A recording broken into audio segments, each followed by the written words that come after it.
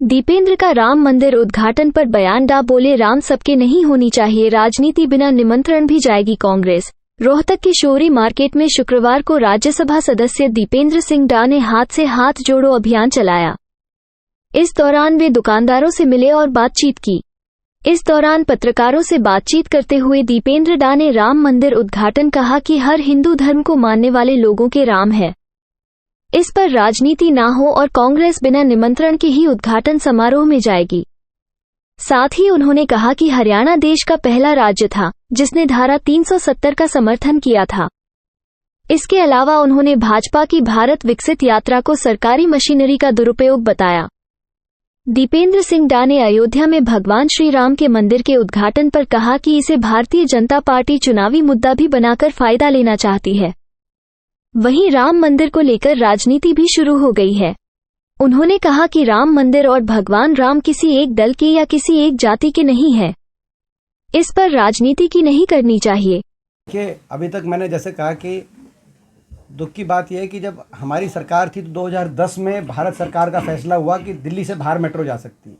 2010 से और 14 तक 4 साल में 81 किलोमीटर मेट्रो दिल्ली के बाहर तक पहुंची, गुड़गांव पहुंची, फरीदाबाद बल्लभगढ़ पहुंची, इधर से बहादुरगढ़ पहुंची, उनका से आगे 81 किलोमीटर। लेकिन दुख की बात यह है कि 10 साल में 1 इंच भी और 1 खंबा भी मेट्रो हरियाणा प्रदेश में, केवल रोहतक ही नहीं, हरियाणा प्रदेश में आगे नहीं पहुंची। जो जिस रफ्तार से 4 साल के अंदर, वो आप विकास की रफ्तार तुलना कर सकते हैं।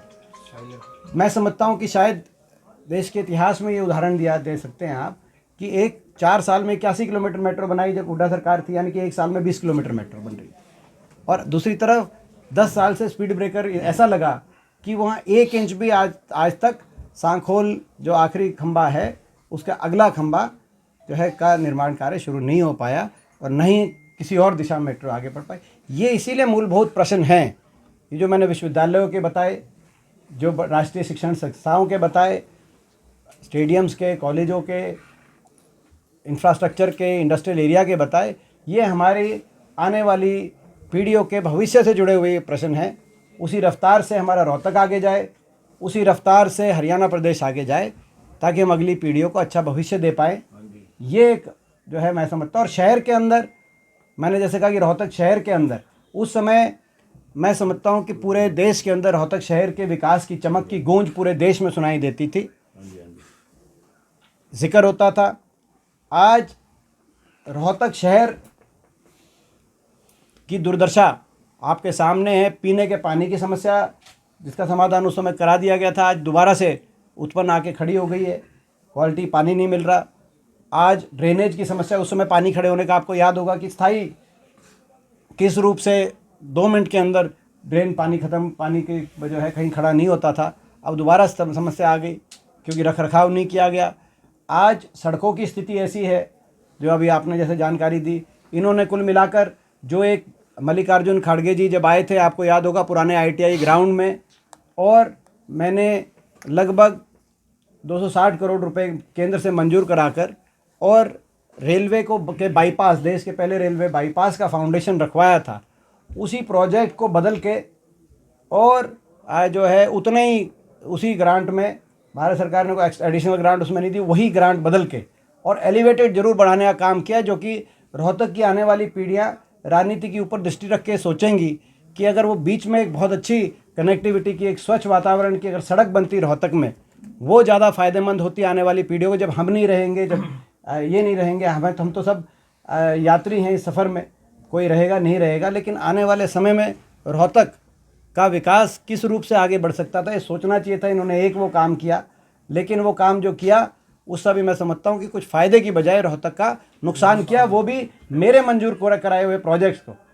अभी ना कभी जब खड़गे जी आएंगे हरियाणा में तो हम उनको लेके आएंगे यहाँ, उनको दिखाएंगे कि आपने फाउंडेशन रखा था यहाँ, आप पुरानी ITI ग्राउंड में आए थे, लेकिन आज वो जो फाउंडेशन आपने रखा था देश के पहले रेलवे बाईपास का, उसकी रूपरेखा बदल दी गई। ये कहकर कि जो है कुछ किसान जो हैं उनकी ज़मीन एक्वायर का मामला है, हमने कहा था उनकी एक्वायर में आप उनसे बात करके, जो 30-40 किसान हैं उनको पूर्णतः संतुष्ट करके उनको जो है अच्छे से अच्छा मुआवजा दीजिए, क्योंकि वही बात जब दुकानदारों की ज़मीन या दुकानदारों की दुकान लेने की बात आती है तो वही चीज़ वहीं भी लागू होती है। कोई ना कोई डिस्प्लेस तो होता है जब प्रोजेक्ट बनता है कोई डेवलपमेंट का, लेकिन उस बात का बहाना रख के कहीं ना कहीं उसको बदला गया और जिससे हमारे शहर को, मैं मानता हूँ, वो नुकसान हुआ। कोई बहुत मेहनत लगी थी मेरी, उस प्रोजेक्ट को मंजूर कराना आसान काम नहीं था, क्योंकि रेल की लाइन तो जा ही रही थी, शहर के अंदर रेल की लाइन जा ही रही थी, बहुत मेहनत लगी थी।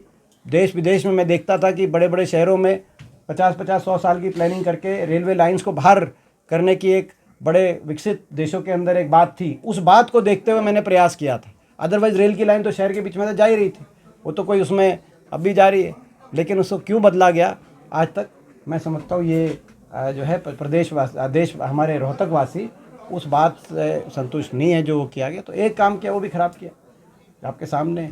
आज देखिए IMT रोहतक की IMT में आज तक बड़ा कोई इंडस्ट्री आई हो, 10 साल छोटा समय नहीं होता।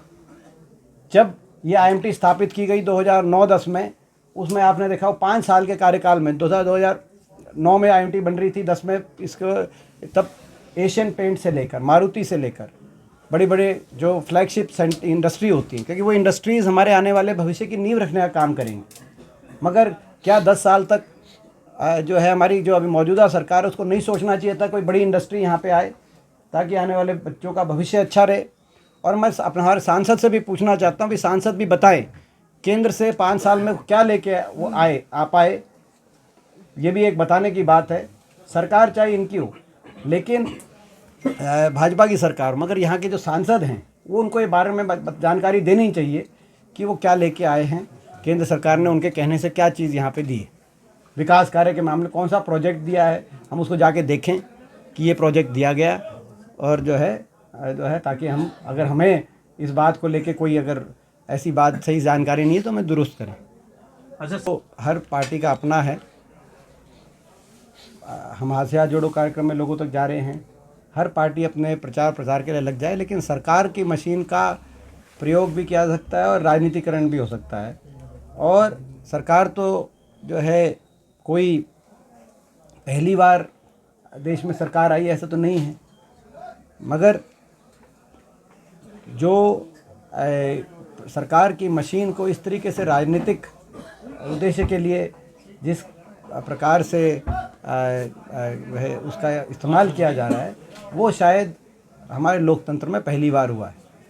रहा है हाथ से हाथ जोड़ो कार्यक्रम पूरे हरियाणा प्रदेश में भी चल रहा है, पूरे ज़िले रोहतक में भी चल रहा है, और रोहतक विधानसभा क्षेत्र के अंदर भी हमारा ये कार्यक्रम निरंतर चल रहा है। और उसी के अंतर्गत आज हम शोरी मार्केट में, जो एशिया की सबसे बड़ी क्लॉथ मार्केट है, इसमें हम एक एक दुकान पे पहुंचकर अपने सभी जो है दुकानदार साथियों से, भाइयों से हम मिल रहे हैं और कांग्रेस पार्टी की बात को लोगों तक पहुंचाने का काम कर रहे हैं।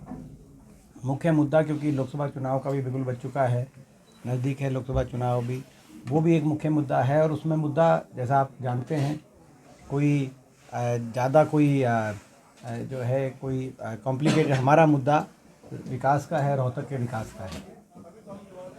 जब 10 साल कांग्रेस पार्टी की सरकार रही, उस समय रोहतक लोकसभा क्षेत्र की बात हो या रोहतक शहर की बात हो, विकास के मामले में आगे गया और देश के मानचित्र पे हमारा शहर पहुंचा। हर रूप से विकसित रोहतक के रूप में रोहतक जाना जाने लगा। आज वो विकास की गति से उतर गया वो शहर और वो इलाका। आज रोहतक शहर में चाहे वो पीने की पानी की समस्या हो, चाहे वो ड्रेनेज की समस्या हो, चाहे सड़कों का बुरा हाल हो, चाहे सफाई की स्थिति आज बहुत ख़राब हो, और नई कोई बड़ी परियोजना तो इस समय आई, इस कार्यकाल में आई ही नहीं। ये बात हम लोगों तक पहुंचा रहे हैं और आपके माध्यम से भी पहुंचाएंगे। उदाहरण के तौर पे, जब कांग्रेस पार्टी की सरकार थी, यहाँ से मुझे एक जनप्रतिनिधि के रूप में एक अवसर मिला, एक सांसद के रूप में अवसर मिला। उस समय रोहतक में भारत सरकार के राष्ट्रीय स्तर के 5 संस्थान आए, जिसमें IIM, एम्स, FDDI और इंस्टीट्यूट ऑफ होटल मैनेजमेंट। 5 नए विश्वविद्यालय उस समय स्थापित हुए रोहतक में। 18 सरकारी कॉलेज, 18 सरकारी ITI, 8 नए सरकारी उस समय पॉलिटेक्निक बनाए गए रोहतक में अलग अलग जगह। 2 केंद्रीय विद्यालय स्थापित किए गए, 2 सरकारी इंजीनियरिंग कॉलेज, विभिन्न गांवों में 120 खेल स्टेडियम उस समय बने थे। भारत सरकार के साई के 2 स्पोर्ट्स ट्रेनिंग सेंटर बने थे, एक बड़ा रोहतक में, एक महम में। इसी प्रकार से 4 सुपर स्पेशलिटी अस्पताल, चाहे एम्स 2 की बात है, NCI की बात है, रोहतक PGI का विस्तार की बात हो, और 68 गांव के अंदर CHC और PHC ग्रामीण स्तर के अस्पताल। इसी प्रकार से 2 रेल की लाइन मंजूर की गई थी, एक पे शुरू हो गई थी और दूसरे पे कार्य चल रहा था, रोहतक से झज्जर और रोहतक से महम होकर हांसी, और मेट्रो बहादुरगढ़ तक उस समय पहुंची थी। और 20 ROB, 20 जो है जो फ्लाईओवर रोहतक के अंदर। इसी प्रकार से 3 औद्योगिक क्षेत्र, जिसमें एक IMT रोहतक, एक फुटवेयर पार्क बहादुरगढ़ और एक MET रिलायंस, और इसके अलावा बिजली के 2 थर्मल, पुरानी IDC की एक्सटेंशन, 2 बिजली के थर्मल कारखाने, और 30 से ज़्यादा बड़े उद्योग, जिसमें एशियन पेंट, मारुति, पैनासोनिक और योकोहामा जैसी कंपनियां उस समय आई। नेशनल हाईवे 1000 के लगभग किलोमीटर रोहतक के ही मंजूर हुए, जो रोहतक लोकसभा क्षेत्र के अंदर आते हैं, जिसमें रोहतक की रिंग रोड भी है, चारों तरफ से 4 लेन 6 लेन कनेक्टिविटी की है। और इसके साथ साथ पेयजल की 718 योजनाएं अलग अलग शहरों में, गाँव में। रोहतक में सबसे बड़ी पेयजल की उस समय योजना आई थी। हमारा सवाल है अब ये मौजूदा सरकार से और मौजूदा सांसद से कि इनके समय में हम पूछना चाहते हैं, कितनी बड़ी परियोजना आई, कितने इंच मेट्रो आगे आई, कितने इंच रेल की लाइन बिछाई गई, रोहतक में कोई नया विश्वविद्यालय बना, कोई नया जो है कॉलेज बना, कोई भारत सरकार का राष्ट्रीय कोई संस्थान आया, IIM कोई नया आया हो, या कोई भी एक काम हुआ हो। 10 वर्ष लंबा समय है। तो हम लोगों के बीच में यही जा रहे हैं कि भाई इस सरकार ने के इस कार्यकाल में, और जो मौजूदा सांसद हैं, इनके 5 साल के संसदीय कार्यकाल में कोई परियोजना आई हो, एक बार भी रोहतक की आवाज़ लोकसभा में पहुंचाई गई हो संसद के अंदर, तो जानकारी लोगों तक दें। और अगर नहीं है तो हमारा यही एक लक्ष्य है और हमारा यही सपना है कि भाई हरियाणा प्रदेश भी आगे जाए और रोहतक भी विकास में दोबारा से आसमानों जैसी बुलंदियों को छुए, ताकि हमारी अगली जो पीढ़ियां हैं उनको हम अच्छा भविष्य सुनिश्चित कर पाएँ। इन बातों को लेकर हम हाथ से हाथ जोड़ो प्रोग्राम ये निरंतर कर रहे हैं, और इस बात को लेकर जो है आपके सामने आज हम पहुँचे।